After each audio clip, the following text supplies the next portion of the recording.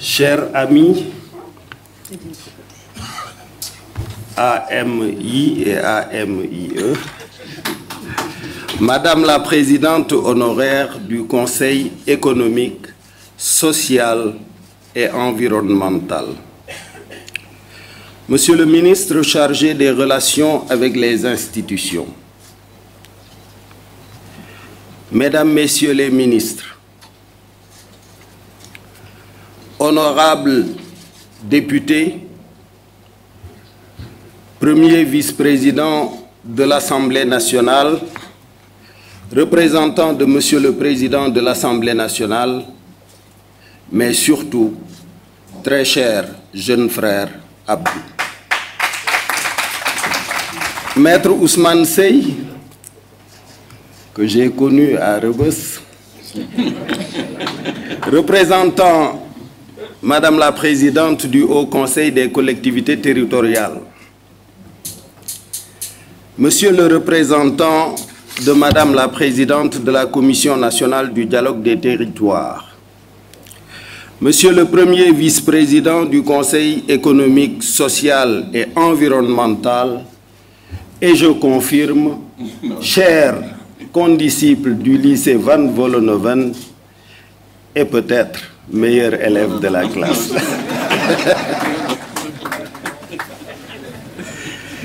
Honorable député, ben vous êtes meilleur élève parce que vous êtes resté dans le monde des affaires et je suis allé m'embourber en politique. Mesdames, Messieurs les membres du Conseil économique, social et environnemental, honorables élus nationaux et territoriaux, chers et distingués invités, Mesdames, Messieurs,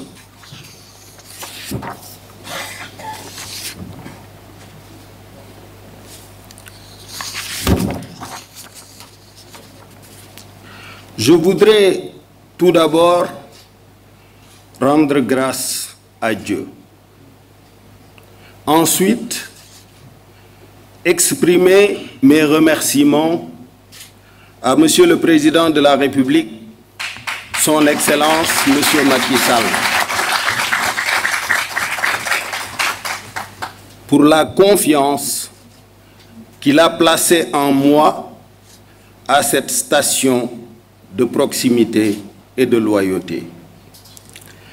Je voudrais vous remercier, vous, les membres du bureau du CES, vice-président, secrétaire élu, président de commission, ainsi que vous tous, très chers conseillers, mandatés ici par vos organisations socio-professionnelles d'origine ou par la confiance de Monsieur le Président de la République.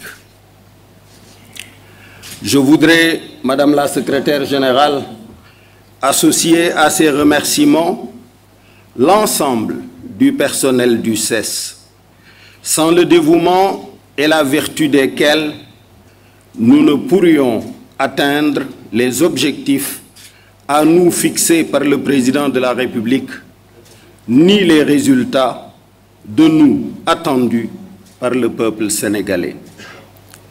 Je voudrais également rendre un hommage appuyé à toutes les femmes et à tous les hommes valeureux qui m'ont précédé dans cette mission à la tête de cette institution, de feu Maître Léon Boissier-Palan à Madame Aminata Touré, en passant par d'autres illustres figures, parmi lesquelles je souhaiterais citer le président honoraire Famara Ibrahima Sagna, à qui nous devons ce siège, et bien évidemment ma très chère sœur et amie, la présidente Aminata Tall.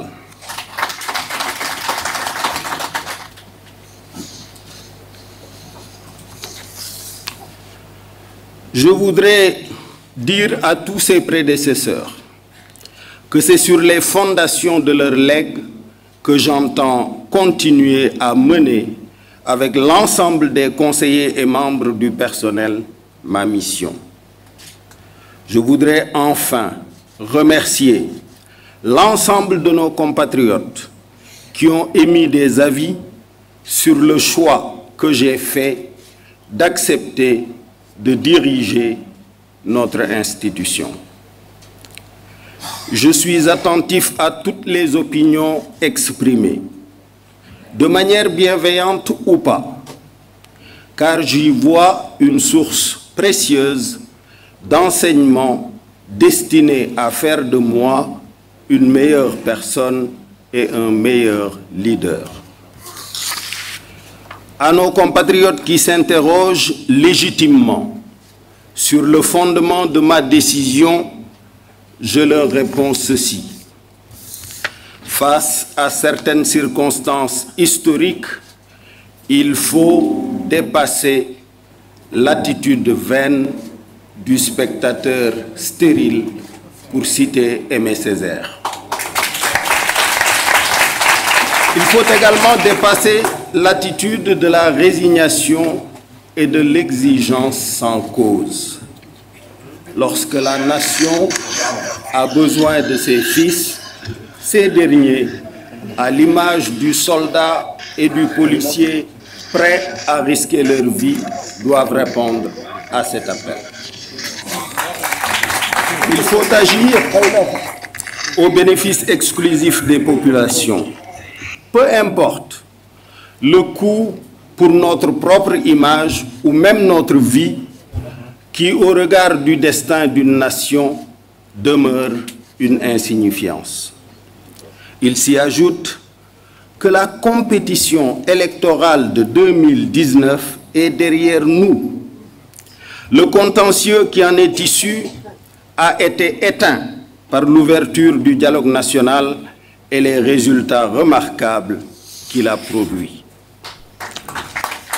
S'agissant de mon intention antérieurement exprimée de ne plus accepter une nomination par décret, j'ai appris d'un grand soufi que la nécessité crée l'exception, même en religion.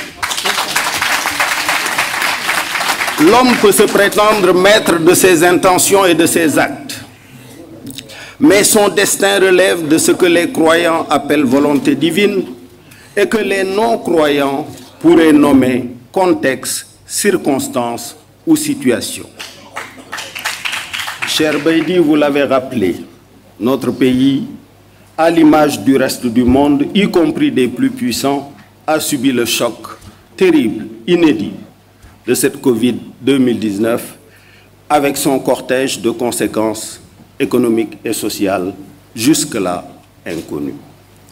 Aujourd'hui, comme hier, ma réflexion et mon action portent plus sur les solutions à apporter aux difficultés des citoyens que sur la polémique. Ceux qui attendent encore à la gare 2019 doivent réaliser que le train est déjà au loin. Il s'élance déjà du quai 2020 en route pour 2035 et au-delà, s'il plaît à Dieu.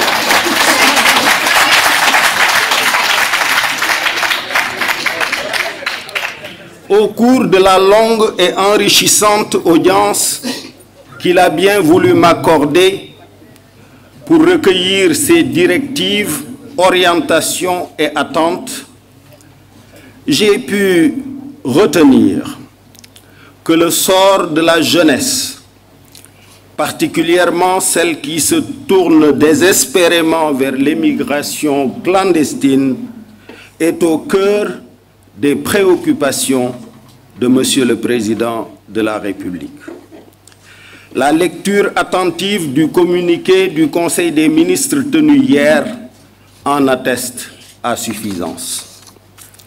Je prie pour que l'aspiration légitime au bonheur, à la prospérité et à la réussite qui anime les espoirs et les rêves de notre vaillante jeunesse, nourrie de djom, de ngor et de fit, puisse un jour très prochain se réaliser pleinement en terre sénégalaise et africaine. Je m'incline à nouveau devant la mémoire de nos enfants à jamais disparus en mer. Chers collègues, le président de la République et l'ensemble de nos compatriotes attendent de nous que nous fassions du CES une institution utile aux yeux de tous.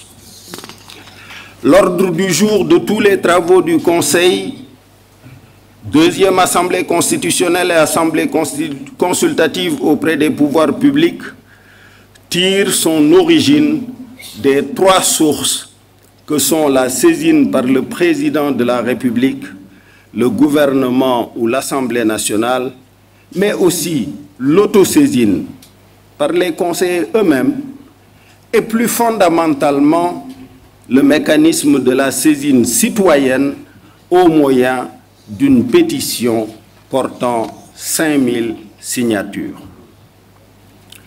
Au service de notre mission d'examen, de propositions de réforme, de dialogue et de coopération en faveur de la politique économique, sociale et environnementale de la nation, avec la participation de l'ensemble des forces vives représentées dans notre Assemblée, il nous faudra faire davantage preuve d'humilité, d'ouverture et de disponibilité pour une écoute appropriée des préoccupations, demandes d'avis ou d'études de son Excellence, Monsieur le Président de la République, de son gouvernement, de l'Assemblée nationale et de tous les citoyens sans exclusive. Écouter les Sénégalais, entendre leur voix, identifier leurs attentes, les relayer à qui de droit en vue de leur satisfaction effective, car l'écoute est la porte d'accès à la connaissance qui révolutionne et éclaire les actions. Rien de ce qui préoccupe nos compatriotes ne doit échapper à notre attention. Une mère anéantie par le tragique naufrage de son enfant, son affliction sera entendue ici. Un jeune au désespoir face à l'échec ou à la déperdition scolaire ou accablé par le chômage, son découragement sera entendu ici. Un pêcheur inquiet, anxieux et perplexe au sujet d'accords internationaux de pêche qu'il considère comme une menace pour son travail et pour la pérennité de nos ressources halieutiques, son inquiétude sera entendue ici.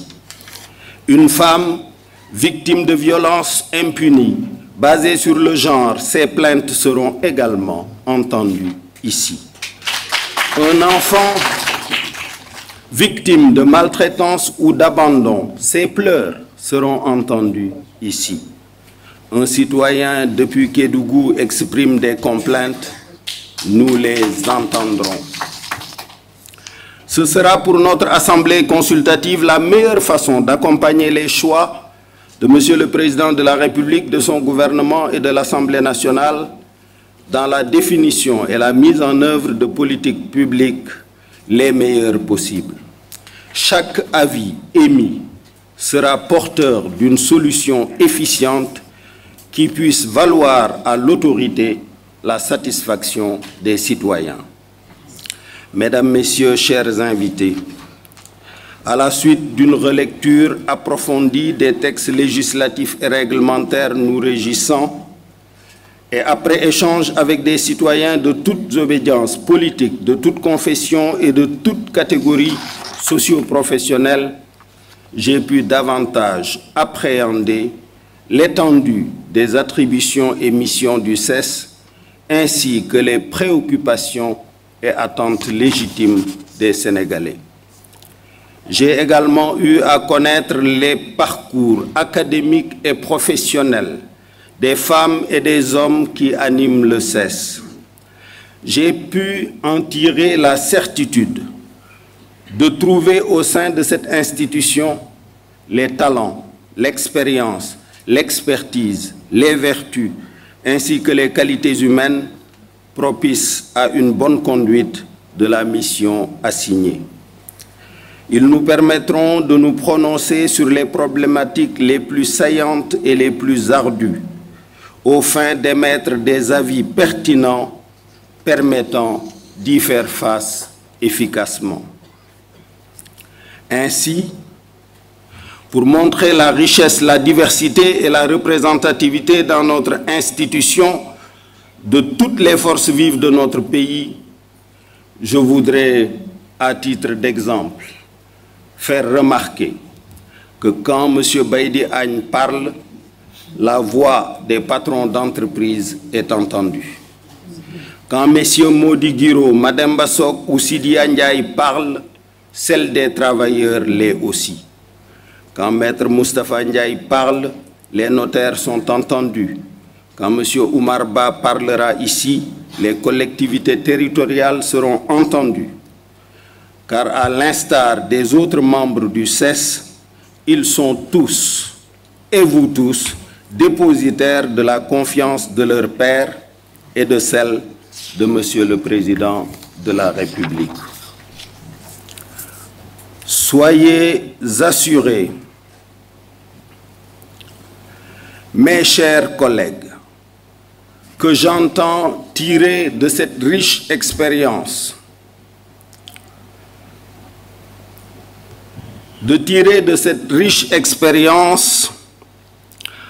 un avantage, et je vous remercie par avance de la disponibilité, du dévouement et de l'engagement que l'examen de vos parcours académiques et professionnels respectifs m'autorise à bien des égards à en espérer. De même, j'ai eu le grand plaisir de découvrir parmi le personnel, Madame la Secrétaire générale, l'existence de ressources humaines de qualité, capables d'apporter aux citoyens plus que ce qu'ils coûtent aux contribuables. Je veillerai pour ma part, et avec le soutien de tous, à ce que les conditions de travail du personnel, comme celles des conseillers, soient telles que vous finirez par préférer les lundis aux samedis. En outre, l'ouverture du CES aux meilleurs talents du secteur privé national comme international lui permettra d'affronter avec plus de sécurité et d'efficacité les sujets les plus complexes de notre temps. Chers conseillers, le premier thème dont le président de la République m'a entretenu, c'est l'emploi des jeunes, l'émigration clandestine.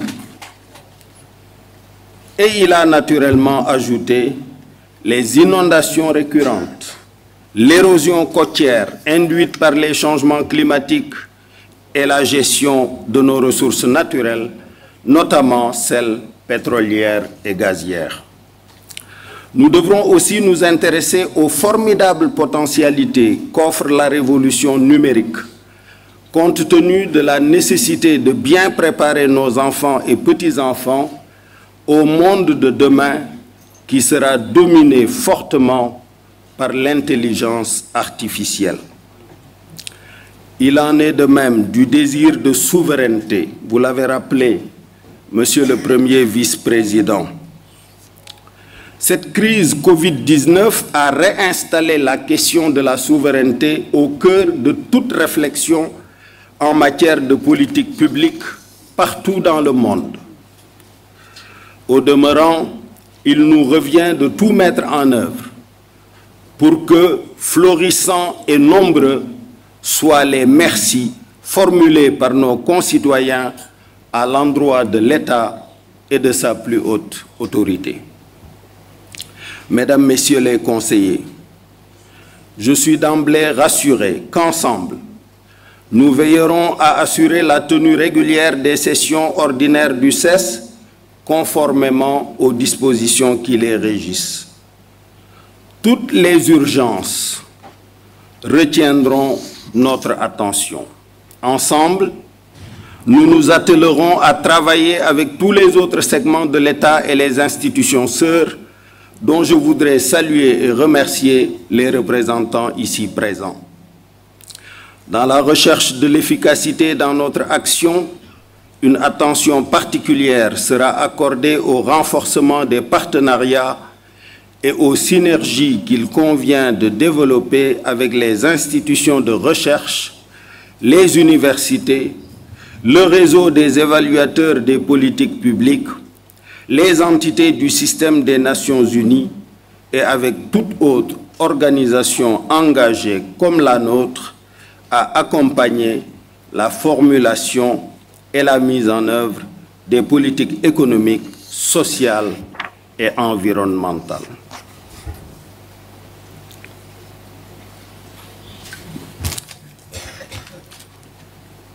Parmi nos chantiers prioritaires, il nous faudra aussi œuvrer pour le rayonnement du CES au plan ouest-africain, continental et mondial. Cet objectif sera atteint par le renforcement et la revalorisation de ses contributions scientifiques au niveau des cadres fédérateurs des institutions internationales sœurs comme l'Union des conseils économiques et sociaux d'Afrique, l'Union des conseils économiques, sociaux et institutions similaires francophones et l'Association internationale des conseillers économiques, sociaux et institutions similaires d'Afrique. Mesdames, Messieurs, à cet instant, qu'il me soit permis d'adresser pleinement et entièrement toute ma gratitude à l'endroit de nos khalifes généraux et de son éminence l'archevêque de Dakar, aux chefs religieux traditionnels et coutumiers pour leurs prières qui nous ont toujours accompagnés. Je me réjouis particulièrement de la présence parmi nous de Serigne Chouaïbou Mbacké, fils du vénéré khalife général des Mourides, accompagné de Serigne Modou Rokhaya et de Serigne Saliou. Je voudrais exprimer une gratitude empreinte d'émotion à l'endroit de mes cousins Mam Malik Sy et Abdourahmane Sy, fils de feu le vénéré Serigne Cheikh Ahmed Tidiane Sy Al Maktoum, qui me vaut le surnom de Mara du fait de la volonté inébranlable de ma défunte maman à me prénommer Marabout Cheikh suite au choix de mon père de me déclarer à l'état civil Idrissa.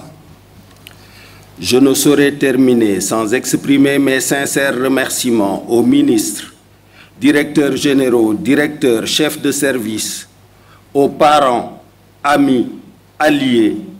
Merci Malik d'être là. À toutes celles et tous ceux qui ont bien voulu rehausser cette cérémonie de leur présence. Pour conclure, je voudrais vous réaffirmer que dans l'exécution de cette mission à moi confiée par le chef de l'État, mes oreilles et mon cœur seront toujours ouverts à la vérité et aux idées novatrices et constructives pour le développement socio-économique de notre très cher Sénégal, et je vous remercie de votre aimable attention.